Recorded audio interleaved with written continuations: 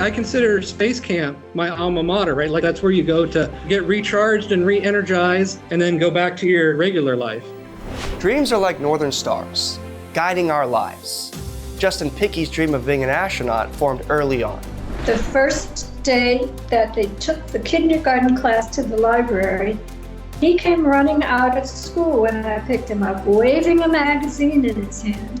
It was an Odyssey magazine with a rocket on the launch pad at night with lights on it, and that was the beginning, and it was nonstop from there on. Then we went a little bit longer and discovered there was something called space camp.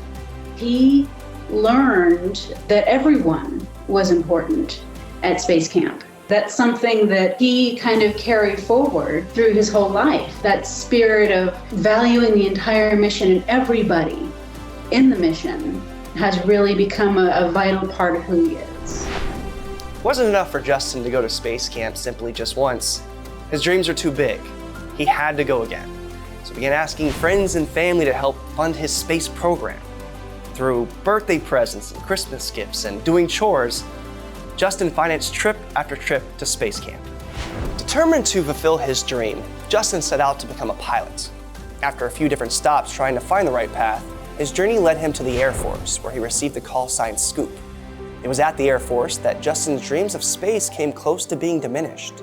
Shortly after we got married, he was in pilot training. He was doing really well in ground school, but as soon as he started flying in the plane, his body was not having it. Eventually, they took him aside and they said, hey, listen, you've got great things coming your way, but I don't think this is it. You might want to look into another direction. Well, at this point, Justin realized he would never be able to be an astronaut.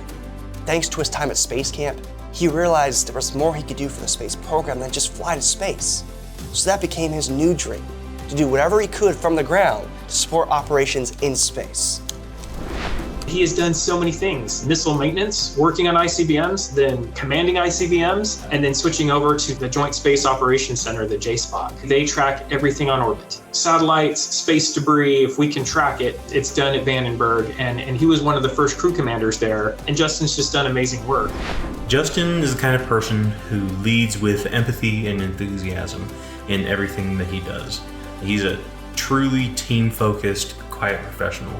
Our greatest contribution to national defense was in the aftermath of the Taepodong-2 attempted space launch by North Korea. We worked together to put together a shared Korea-US notification chain of information sharing, orbit determination, and we set the very foundations for very recently the Space Force signed a security agreement with the Republic of Korea. Then, with the formation of the US Space Force, Justin found his calling. The day the Space Force accepted Justin Picchi into the Space Force, that was the quintessential correct decision for this nation. Justin has since retired from the military and has settled into a senior civilian role as the technical director for the 533rd Training Squadron, where he assists with teaching new Space Force Guardians about space.